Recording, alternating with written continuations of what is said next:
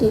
کیا ایسا نہیں ہوتا کہ جیسے ہی کوئی کنسیو کرتی ہے لیڈی, کوئی ماں جیسے ہی بچہ کنسیو کرتی ہے تو سب سے پہلے یہی فکر ہوتی ہے کہ بیٹی ہوگا یا بیٹی, چھ مگوئیاں شروع ہو جاتی ہیں, اور حتیٰ کہ سسرال کا پریشر.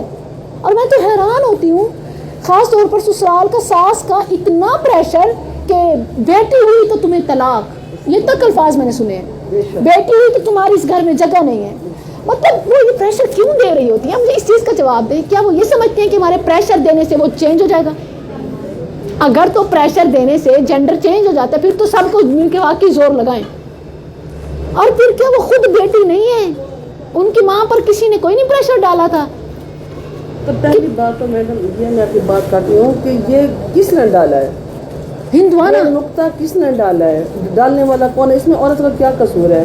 جو ماں جنتی ہے اس کو تو نہیں پتا میرے لیے کیا چیز ہے, بے شک دینے والا کون ہے یا ڈالنے والا کون ہے, پہلے تو پوچھا جائے, پھر باپ سے پوچھا جائے کہ تم نے نقطہ ڈالا بیٹی. میڈیکلی بھی یہ پروون ہے کہ اس میں کردار میل سپم کا ہوتا ہے. بالکل, پہلے تو یہ بات ہے نا, ماں سے یہ پوچھا جائے. عورت کا اس میں کوئی نہیں ہے. مرد کا جب سپم اور ایون اووری میں باقاعدہ ایک جنگ سی ہوتی ہے, اور جو اگر مرد کا ہار جائے تو وہ گرل ہوتی ہے.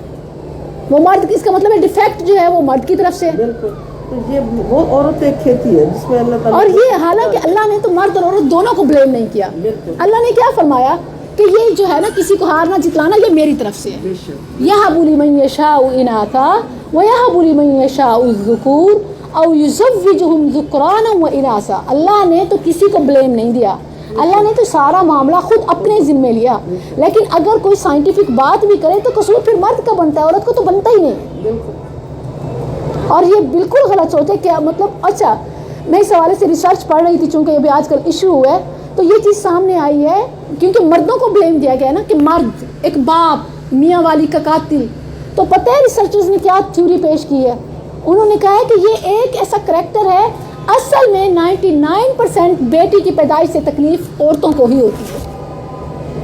کتنی عجیب تحقیق آئی ہے, رپورٹ آئی ہے کہ 99, اور ایون کہتے ہیں باپ سے بھی پہلے دل میں جو دکھ ہوتا ہے نا وہ اسی جننے والی کو ہوتا ہے کہ بیٹی. میں اپنی بات کو, جب میں پیدا ہوئی تھی میری امی کا منہ لٹک گیا تھا, امی خود بتاتی ہیں. اور آج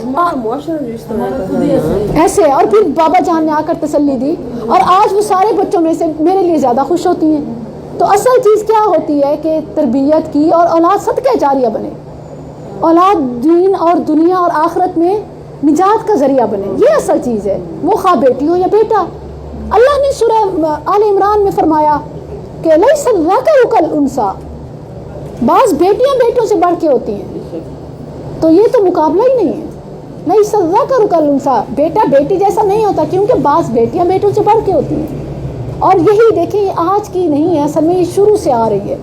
مریم کی والدہ عمران, انہوں نے بھی یہ کہا تھا کہ اللہ انی وضعتها انثى, اللہ میری تو بیٹی ہوئی ہے. تو اللہ نے کیا جواب دیا تھا؟ یہ 99% ہمارے معاشرے دنیا بھر کے لوگوں کے لیے جواب ہے کہ واللہ اعلم بما وضعت, اللہ جانتا ہے کیا جنم دیا. ولیس الذکر کالانثیٰ, حق یہ ہے کہ پیارا نام تجویز کریں. انی سمیتها مریم وانی اعیذها بک وذریتها من الشیطان الرجیم. جب دیکھیں اداسی آئی لیکن فوراً ہی کہا کہ اللہ جو تو نے دیا میں نے اسے ہی تیرے لیے وقف کیا. تو اللہ نے کیا جواب دیا؟ فتقبلها ربها بقبول حسن وانبتها نبات.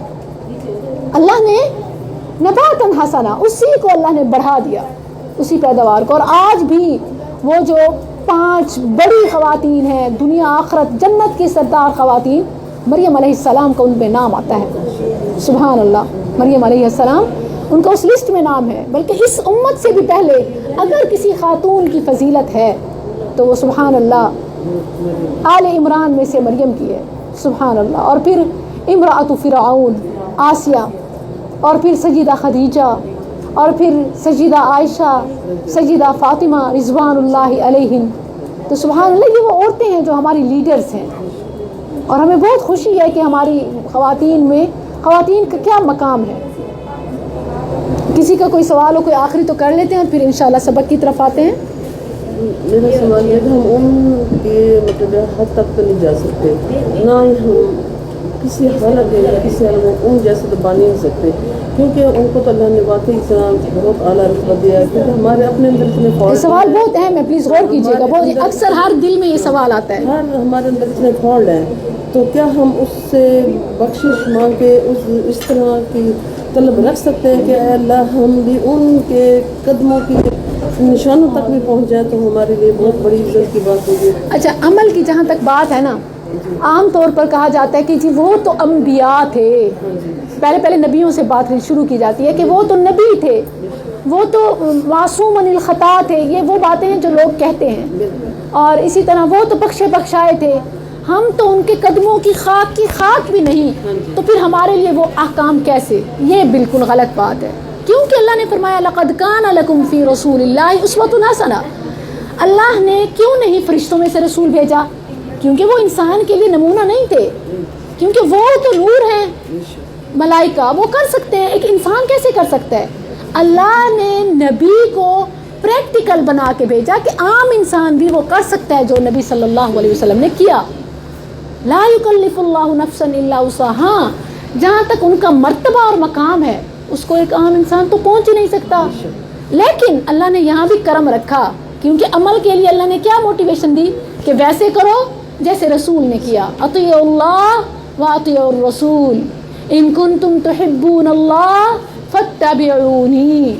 جب عمل کے لیے یہ معیار ہے تو اجر کے لیے بھی فرمایا وہ نہیں بن سکتے، ان کا مقام نہیں پا سکتے، لیکن ان کے ساتھ ان کی صحبت پا سکتے ہو. فاولئک مع الذین انعم اللہ مع النبیین والصدیقین والشہداء والصالحین.